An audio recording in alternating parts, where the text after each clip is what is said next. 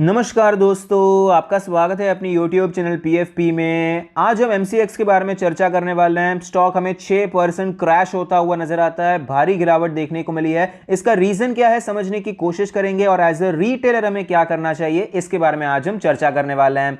तो सबसे पहले वो न्यूज़ जान लेते हैं जिसके कारण स्टॉक में इतनी गिरावट देखने को मिली। तो MCX ने अपना सॉफ्टवेयर सर्विस का जो कॉन्ट्रैक्ट है 63 मून्स नाम की कंपनी के साथ, जो कि उसका एग्जिस्टिंग वेंडर है, 6 महीने से एक्सटेंड कर दिया है। अब भाई यहां पर प्रॉब्लम क्या है अगर 6 महीने से एक्सटेंड हो जाता है? प्रॉब्लम यह है कि TCS एक नया प्लेटफॉर्म बनाने वाला है। अभी ये एक्सटेंशन हुआ, उसका मतलब है कि TCS जो नया प्लेटफॉर्म बनाएगा उसके इंप्लीमेंटेशन में अभी डिले हो चुका है। TCS को सिलेक्ट किया गया था सितंबर 2021 में, जिससे एक नया प्लेटफॉर्म तैयार होगा, ट्रेडिंग भी काफ़ी ज़्यादा इजी हो जाएगी, पोस्ट ट्रेडिंग फंक्शंस भी आपको बेहतर होते हुए नजर आएंगे। और MCX का मानना है कि अगर ये नया प्लेटफॉर्म तैयार हो जाता है तो कंपनी का जो ओवरऑल कॉस्ट है वो भी कम होता हुआ नजर आएगा। लेकिन अभी ये डिले हो चुका है तो क्लियरली अच्छी बात नहीं है। मॉर्गन स्टैनली का ये मानना है कि अभी TCS का जो प्लेटफॉर्म बनेगा उसके इंप्लीमेंटेशन में काफ़ी ज़्यादा टाइम लगने वाला है। FY24 सितंबर क्वार्टर से पहले ये इंप्लीमेंटेशन होता हुआ नजर नहीं आएगा। तो एज ए रिजल्ट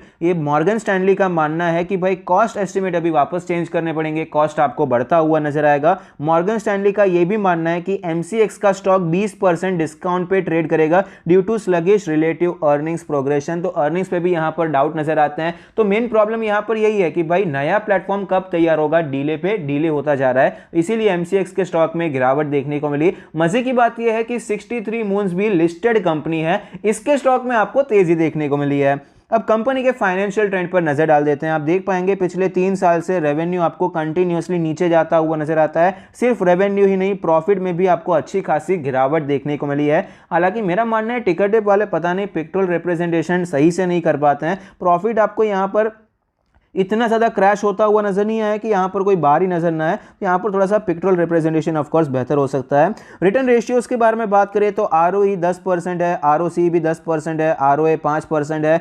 कोई खास आपको अच्छे यहाँ पर रिटर्न रेशियोज नजर नहीं आते और पिछले साल के मुकाबले गिरते हुए भी नजर आते हैं। लेवरेज रेशियो के बारे में बात करें, डेट टू इक्विटी 0 है, कंपनी पर कोई कर्जा नहीं है। इंटरेस्ट कवरेज रेशियो 950 का है, तो क्लियरली लेवरेज रेशियो तो अच्छे ही नजर आते हैं। शेयर होल्डिंग पैटर्न के बारे में बात करें, टोटल प्रमोटर होल्डिंग तो है ही नहीं। Mutual fund 33%, other DII 18%, FII 23%, retail and other category में 26% की हिस्सेदारी नजर आती है।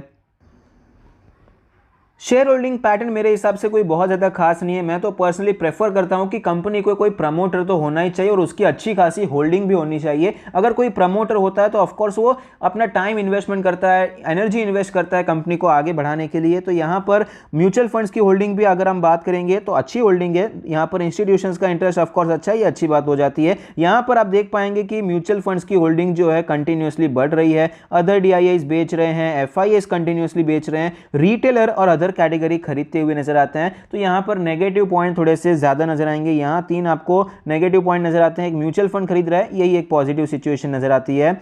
वैल्यूएशन के बारे में बात करें तो 42 का P रेशियो है, जो कि हिस्टोरिकली एवरेज साइड पे है, सेक्टर के साथ ही चल रहा है। प्राइस टू बुक रेशियो 5.25 है, जो कि हिस्टोरिकली हायर साइड पे नजर आता है। तो वैल्यूएशन क्लियरली कोई बहुत ज्यादा अट्रैक्टिव तो नजर नहीं आता है। जिस हिसाब से कंपनी की ग्रोथ हो रही है पिछले 2-4 साल से, यहां पर यह वैल्यूएशन भी कोई सस्ता नहीं है, बहुत महंगा भले ही नहीं है लेकिन फिर भी प्रीमियम वैल्यूएशन नजर आता है। स्टॉक के चार्ट पर आप देख सकते हैं पिछले 1 साल में 1700 के लेवल से स्टॉक नीचे आया, फिर कॉन्सोलिडेट करता हुआ नजर आया, 1200 का एक बेस बनाया, स्टॉक में रैली देखने को मिली और वापस 1700 से रिटर्न आ चुका है। यहां पर आप देख पाएंगे 200 डेज के मूविंग एवरेज को छोड़ के बाकी सारे मूविंग एवरेज के नीचे आ चुका है। डेली RSI 32 का लेवल है, यहां पर क्लियरली मोमेंटम नीचे के साइड पे है। इंपॉर्टेंट लेवल्स के बारे में बात करें तो हमारा जो रेजिस्टेंस नजर आता है, जहां से गैप हुआ है 1550 का लेवल रेजिस्टेंस की तरह काम करेगा और 1400 के आसपास हमें एक सपोर्ट नजर आता है। वीकली चार्ट पे चलते हैं, वीकली चार्ट पे भी सपोर्ट सेम रहेगा, रेजिस्टेंस ऊपर शिफ्ट होता हुआ नजर आएगा, अप्रोक्सीमेटली 1700 का लेवल है। मंथली चार्ट पे चलते हैं, मंथली चार्ट पे अगर हम लेवल्स निकालने की कोशिश करेंगे तो यहां पर भी सपोर्ट आपको 1400 के करीब ही नजर आता है। रीजन क्या है, क्योंकि यहां पर एक अच्छा ब्रेकआउट देखने को मिला। ये कैंडल का जो हाफ है वो 1400 के करीब है। पहले भी ये लेवल काफ़ी ज़्यादा इंपॉर्टेंट लेवल रहा था। रेजिस्टेंस के बारे में बात करें तो यहाँ पर हमारा रेजिस्टेंस 1750 का लेवल हो जाएगा। कभी भी इसके ऊपर आपको मंथली क्लोज होता हुआ नज़र नहीं आया है।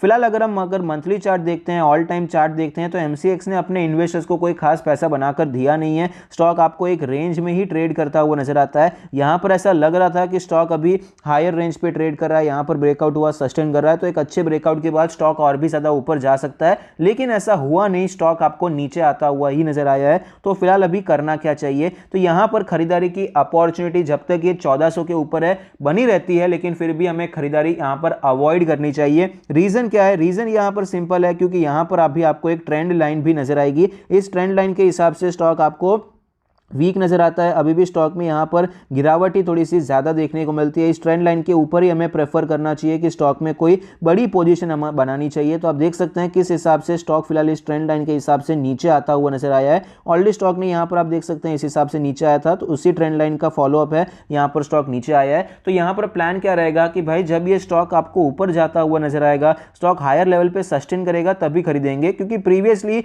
ये कोई ज़्यादा नया स्टॉक नहीं है कि स्टॉक ने परफॉर्म नहीं किया तो क्या बड़ी बात हो गई। 2012 से लिस्टेड है, तो अच्छा खासा टाइम हो चुका है, 10 साल में स्टॉक ने परफॉर्म नहीं किया है। तो इसीलिए यहाँ पर ट्रैक रिकॉर्ड भी आपको अच्छा तो नज़र आता नहीं है। तो फिलहाल यहाँ पर टेक्निकली भी थोड़ी सी वीकनेस देखने को मिल रही है। हालांकि मेरा मानना है कि जिस हिसाब से शेयर मार्केट का जो अवेयरनेस है आपको पिछले 2-3 साल में बहुत ज़्यादा बढ़ता हुआ नजर आया, जिसके कारण जो ब्रोकिंग फर्म्स हैं उनके जो स्टॉक लिस्ट हुए हैं वो अच्छा परफॉर्म कर रहे हैं। CDL जैसे जो शेयर्स हैं, BSE जैसे जो शेयर्स हैं वो अच्छा परफॉर्म कर रहे हैं। ऐसा फ्यूचर में MCX भी आपको अच्छा परफॉर्म करता हुआ नजर आ सकता है, उसमें कोई डाउट नहीं है, क्योंकि कमोडिटी मार्केट में भी जो ट्रेडिंग होती है वहां पर भी लॉन्ग टर्म में यहाँ पर फ्यूचर काफी अच्छा है, वहां पर भी वॉल्यूम्स बढ़ते हुए नजर आएंगे। अभी उतने ज्यादा नहीं है जितना शेयर मार्केट में लोगों को इंटरेस्ट है, धीरे धीरे आपको कमोडिटी मार्केट में भी इंटरेस्ट बढ़ता हुआ नजर आएगा। लेकिन फिलहाल यहां पर टेक्निकली वीकनेस है, अवॉइड करना चाहिए। और साथ ही साथ जैसा MCX खुद मान रही है कि भाई इनका जो ओवरऑल कॉस्ट है TCS के प्लेटफॉर्म के बनने के बाद कम होता हुआ नजर आएगा। जो ट्रेड फंक्शंस है, जो टेक्नोलॉजी है प्लेटफॉर्म की, वो काफ़ी ज़्यादा बेहतर रहेगी। तो TCS का प्लेटफॉर्म एक बार बन जाएगा, उसके बाद शायद आपको यहाँ पर लोगों का इंटरेस्ट बढ़ता हुआ नजर आएगा MCX को as a trading platform, as a exchange use करने के लिए, तभी तो MCX अच्छा परफॉर्म कर पाएगा। तो फिलहाल यहाँ पर वेट एंड वॉच ही करना चाहिए। अगर आपने यहाँ पर कोई पोजीशन बनाकर रखी है तो मेरे हिसाब से अगर ये 1400 के नीचे चला जाता है तो आप एग्जिट करने के बारे में सोच सकते हैं। स्टॉक नीचे आया, यहां से हायर लेवल से रेजिस्टेंस ले सकता है। अगर ये स्टॉक 1700 के ऊपर जाता है तो ही हमें खरीदारी के बारे में सोचना चाहिए, चाहे वो शॉर्ट टर्म हो, मिड टर्म हो या फिर लॉन्ग टर्म हो। हालांकि शॉर्ट टर्म के लिए तो ऑफकोर्स आप यहां पर ये छोटे मोटे रिवर्सल ट्रेड खेलने के बारे में सोच सकते हैं। 1400 के लेवल से आप ये गैप फिलिंग के लिए स्विंग ट्रेड करने के बारे में सोच सकते हैं, लेकिन कोई बड़ा पोजिशनल ट्रेड या फिर लॉन्ग टर्म के लिए हम यहाँ पर 1700 के ऊपर ही प्रेफर करेंगे, जब टेक्निकली स्टॉक थोड़ा सा मजबूत हो जाए, मंथली चार्ट पे कोई अच्छी क्लोजिंग देखने को मिले। यहाँ पर भी आप देख पाएंगे किस हिसाब से आपको एक ट्रेंड लाइन नजर आती है स्टॉक में, यहाँ पर भी आपको एक वीकनेस ही बढ़ती हुई नजर आती है। तो फिलहाल के लिए वेट एंड वॉच करेंगे, 1700 के ऊपर जाता है तो प्रेफर कर सकते हैं। आई होप आपको ये वीडियो पसंद आता है, कुछ सीखने को मिलता है। Thank you, stay happy, happy investing.